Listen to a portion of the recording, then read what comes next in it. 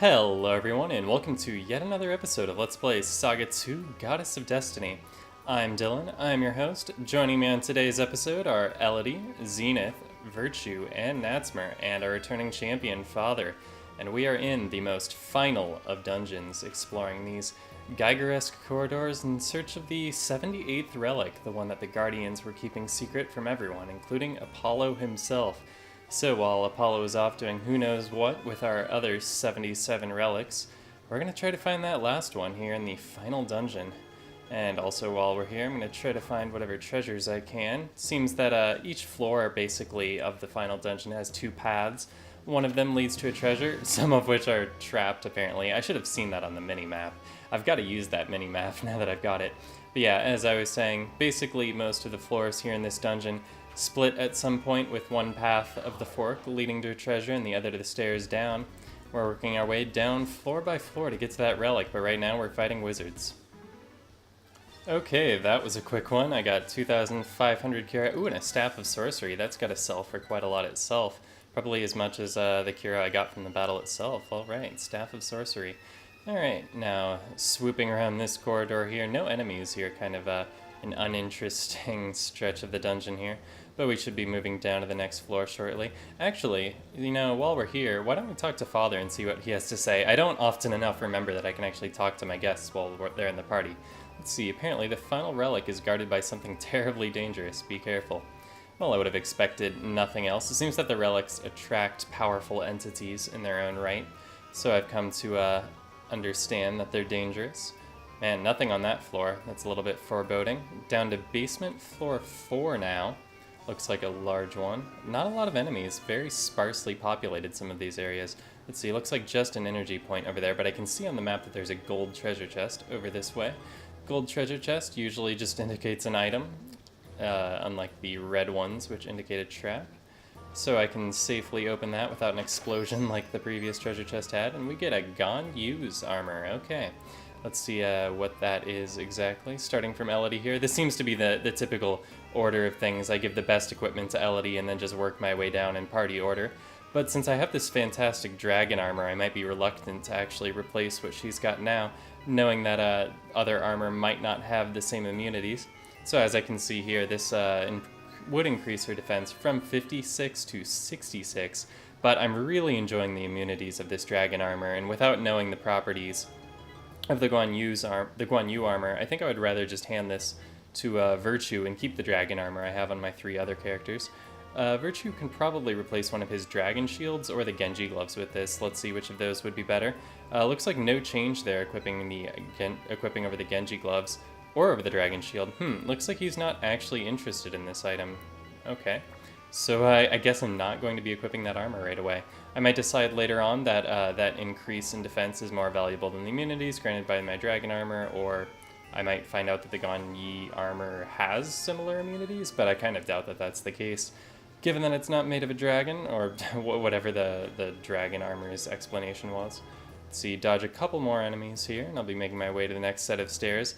Yeah, like I was saying, pretty much just one treasure per floor. Man, look at this area. I didn't take a very close look at this from the other side, but I like this waterfall going down there. These walls and floors are so eerie looking, like it's alive or something. They're all like vertebrae everywhere. Let's see, down to basement floor number 5, wrapping my way around here.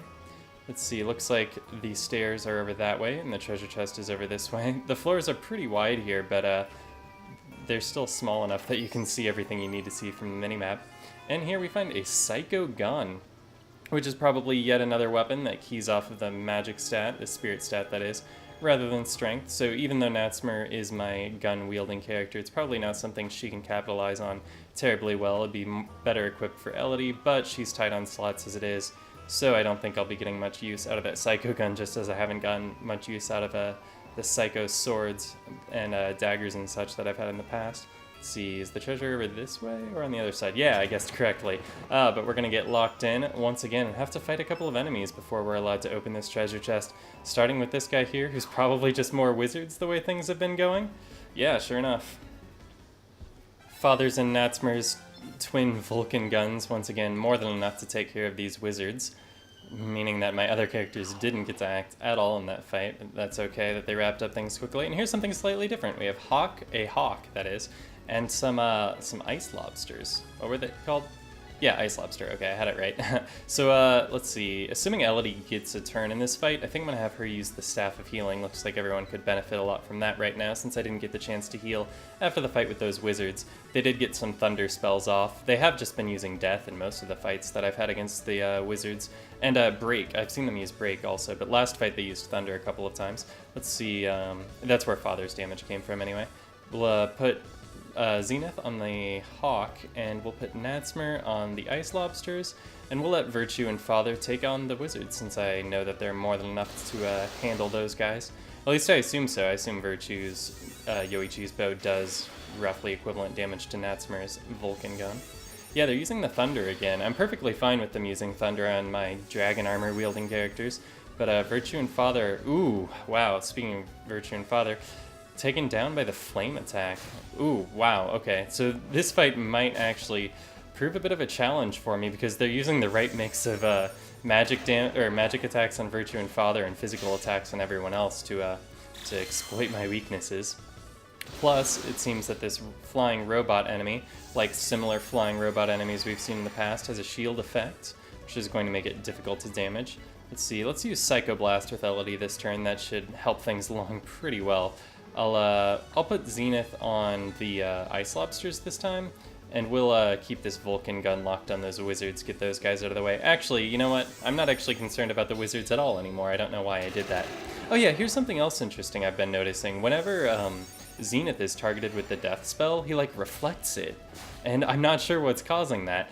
Frankly, I'm not sure what's causing my other character's immunity to it. I should double check my equipment at some point to try to figure out where all of this stuff is coming from. Yeah, but yeah, Zenith actually reflects it, which doesn't seem to have any effect, because I think the wizards are immune to death magic, but if they weren't, that would actually be pretty helpful. In any case, it's just interesting seeing it. So Elodie dropping the Psycho Shock here is one of my favorite animations in the game, and that's enough to wrap up the fight, at least for these three characters. But that's okay, because these are the three characters whose stats can actually increase at the end of fight. At the end of the fight, that is. And I get a Blizzard Tome for my efforts, along with a Blessing from Rip Zero, which I probably would have guessed. Let's do a little bit of healing, but first, I want to find out what's inside this chest. I've been fighting so long for it. What do I get? I get a Power Exosuit. Okay, so this is one of the finer pieces of equipment in the game, but first, let's heal everybody up using Father's Staff of Healing a couple of times. And then let's take a look at that Exosuit. So, this item, the Battle Exosuit, if it is what I believe it is an armor that takes up all of the character's armor slots. So it not only takes up your body armor slot, but if you're wearing it, you cannot wear like gloves or helmets or boots either. But because robots have essentially infinite armor slots, it's no problem for them. They can actually equip multiple of these if they want to. As you can see, its icon is a little bit different than the Ganyu armor's icon is, because it is like the full body armor.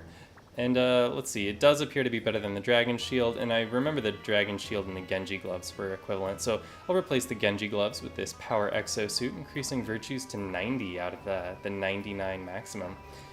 And with that, we can finish out this floor.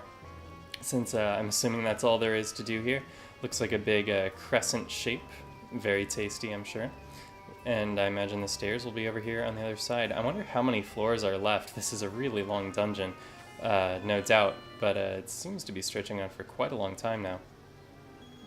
Let's see, basement floor 7. Okay, looks like the stairs are over there on the right. Actually, this room's wide open. There are no walls between here, so I can actually see with my eyes and not just with my mini-map that the stairs are in that direction. Ooh, okay, so I'm going to, actually, you know what map ability I haven't used? I was going to just use Stealth, but I've never used Preemption. Let's try out that, because I tried out Dash previously, and I liked that quite a lot, though I think I still prefer Stealth to it, but let's try out Preemption. Once I use this, I should have a higher chance of getting the first strike on this enemy, so let's see if it works. Will I get the first strike in this battle? Well, it's just some wizards, unfortunately, but do I have the Preemption? I didn't, it didn't even work. Oh well. Okay, just another monotonous wizard fight. They managed to take down Father and turn Elodie to stone, but they really didn't pose much of a threat beyond that. I don't think they could have realistically taken out my entire party. We'll heal everybody up with Father, actually just healing Father himself, and then we'll use the Stardust Staff to heal Elodie of her break. This Stardust Staff has been so good to me since I've gotten it. I was pretty fortunate to have gotten it so early in the game. I think that choosing the Kindred Spirits title was the right move, because I believe that's what got me the Stardust Staff. Alright, this one a little bit different. Wizards, hawks, and ice lobsters, but still nothing new, so let's move along. So even with 3 of my characters turned to stone, it looks like I'm still going to prevail in this fight, thanks in large part to Virtue's missile attack, which was able to hit all of the enemies. Elodie was not able to do the same because she, along with Zenith and Father, were all turned to stone in the very first round of the fight. Alright, so let's use that ever-valuable Stardust Staff to heal everyone of their break condition and carry on as if nothing happened at all. Because it's almost as if nothing did. Alright, let's get this chest here, which is once again yellow on the map, and we get a cottage, which is amazing, but I can't actually carry that right now. So let's see what I have that I can get rid of here. Probably just the high potion. Don't think I need to carry all of these around with me. See, I can use it to barely heal Virtue a little bit there, and then I'll just throw away the other 3 uses. Pick up this cottage, which is going to be significantly more useful to me than any high potion, since it does a very similar task, though it can only be used once, which is too bad. Carrying around an item that takes up a full slot in your inventory but can be used less frequently than another item is a realistic drawback when your inventory space is so limited, but fortunately it's not as limited as it was in the original Game Boy game, where it was a much larger concern. Let's see, probably a good opportunity to use stealth here since I see a number of enemies in this room. Preemption is nice, but it just is not as an efficient a way of dealing with this sort of situation where you have more than one enemy group that you want to contend with. But yeah, if I was just going after a single enemy, then and like I needed the experience or whatever, then I'd be very happy to have that preemption. But really, they should have given me preemption earlier in the game than stealth, because stealth is just so good. Alright, so pull out the excavate here, as I see an excavate point on the map. Not a lot of these in this dungeon, which I'm kind of thankful for, since it's a little bit of a labor for very little gain, since the game may as well have just put the treasure on the map for you. Oh, of course my inventory is full, and I can't even see what item it is until I get rid of something. I guess I'll get rid of my other high potion, since I do have another one. I guess I could get rid of this acceleration device, since I'm probably not going to use that either, but that might actually sell for something. Okay, what do we have? We have another cottage. Great, okay. I probably don't need 3 cottages. I don't know if I'll even use 3 cottages in the scope of a game, but oh well, I've got them. And I see another excavate point over here right after saying that there haven't been many of them in this dungeon. Might have to fight that hawk flying around for it, but that's okay. Let's see, I'm gonna have to clear another slot in my inventory. How am I even going to do that? Don't have a lot left I want to get rid of. You know what I could do is give something to Father, actually. I don't know if I give Father an item if I'll be able to get it back, because like I can't take the items he came with off of him, but if I give something to him, can I take it back? That would be an interesting experiment. But what do I want to do that experiment with? I guess the Genji gloves? Yeah, I have 2 pairs of Genji gloves, and I probably don't need those. Oh, but he has an exosuit. He probably can't... Wait, once equipped... Oh, okay, the game is friendly enough to actually tell me that I won't be able to get my item back. So I should give whatever I feel is the least valuable item here to Father. And I don't know that I'm equipped to make that call. Wait, there's a Staff of Healing with 2 uses. It's perfect. Okay, I missed that looking over my inventory previously. That's perfect to give to Father. And we get a Cure Tome, which is pretty much the same item I just took off. The Staff of Healing serves a very similar purpose. Let's see, that's stairs up, so that's probably where I just came from. But I have 3 additional corridors I need to check out here. Probably not this one. That's probably the way to the exit. So this one probably holds the treasure? Wait, this is a stairs going down, right? Okay, never mind. It looks like either of these 2 paths will lead me to the treasure on this floor. So I'll start out with this one. Ooh, I have an energy point. I don't actually need its services right now, but something to keep in mind. Really not so much though, because I've got all those cottages. I would be inclined to just use one of those if I needed the service. Ooh, and I have an Excalibur, but I need to get rid of something else from my inventory. Okay. Probably need to make a trip to the shop very, very soon. Let's see, what do I want to give Father first? I guess Dragon Sword 10 uses? Is that less valuable than the Genji gloves? I have no idea. I'll give him a Genji gloves because he'll actually benefit from the increased defense. Though not so much considering the biggest threat against him has been break, but whatever. I have the Excalibur, which is really, really exciting because the Excalibur is a weapon with infinite uses, a holy sword capable of slicing through anything, including time and space. And not only does it have infinite uses, but it deals a lot of damage, strength times 15, which is like on par with the Sunblade, is that right? Yeah, same damage as the Sunblade, but with infinite uses. So will that actually increase a robot's stats? And it will. It'll even increase Virtue's stats if he equips it. So yeah, let's replace the Defender here with the Excalibur. And even though it's equivalent to the Sunblade, I'm going to go ahead and move that to the top of his inventory because it's just so exciting. Like, in this entire game, up until this point, we've been contending with breakable weapons.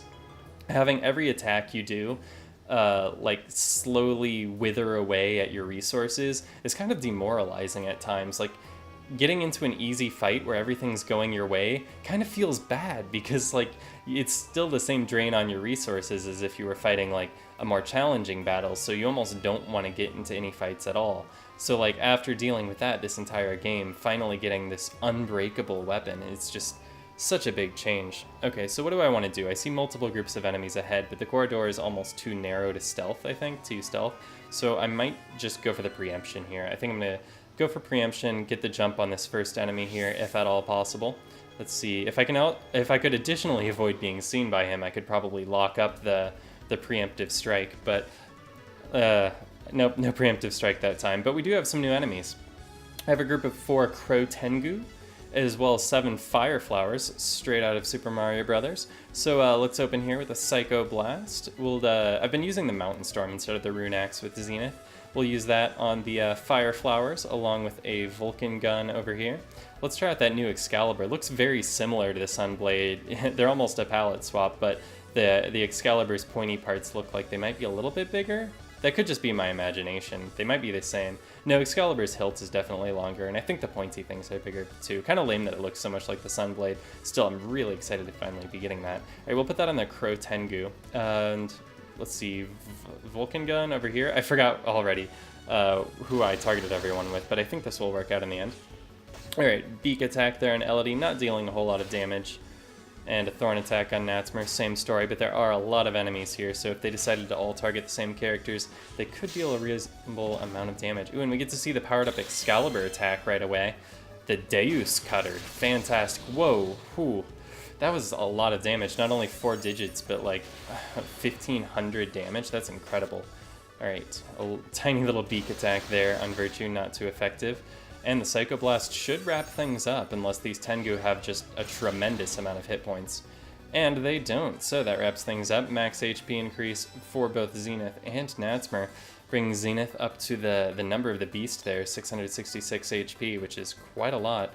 Still, nothing compared to Virtue's 933. I didn't realize how much his HP increased. It was probably after that battle exosuit, but he's really getting up there. Okay, so Father healing us up with the Staff of Healing. Only 1 use left on that thing, and then he'll have another free equipment slot with which to take something out of my inventory. We've got a little bit of a wider room here, so I think I can actually sneak past this next enemy with the stealth ability, so let's switch over to that. And move right on by. Over here, I see a treasure chest guarded by a couple more enemies. Let's see if I can get to it using this same stealth ability. I see it running out, but it looks like I made it. I do become visible the moment I open the chest, though. But I get a nuclear weapon. Okay, I don't actually have room for the nuclear weapon right away. This was just called Nuke in the original game, which is a much more effective name for communicating what it actually is. Okay, what do I want to do here? I guess I'll ditch this Defender since it has so few uses remaining. Actually, does Father want the Defender more than the 1 use Staff of Healing? Whatever. We'll trash the Defender. See you later. Nice knowing you. Nice having you miss against those bosses. And there we go, there's the nuclear weapon. Oh, and I guess I don't actually become visible once I open the chest, it just appears that way during the cutscene. That makes sense, you wouldn't want to see like the invisible character opening the chest, that would be a little bit awkward. But anyway, I have this nuclear weapon now, and the nuclear weapon is, actually wait, the nuclear weapon, is that the item or the weapon with only one use. Yeah, so in exact contrast to the Excalibur that we just obtained, the other weapon unique to this dungeon, the nuclear weapon, has a single use. It has the potential to erase everything from existence, the description says. Okay, so we'll be holding on to that for just the right time. You better believe. Okay, now, basement floor 10 of the final dungeon, still going deeper and deeper, so seeing more of these glowing egg pods. And it looks like this might be the end of the road right here, because this is not a branching path, and sure enough, I see an enemy right ahead of me. An enemy that we will be facing next time. Thank you so much for watching, and I will see you then.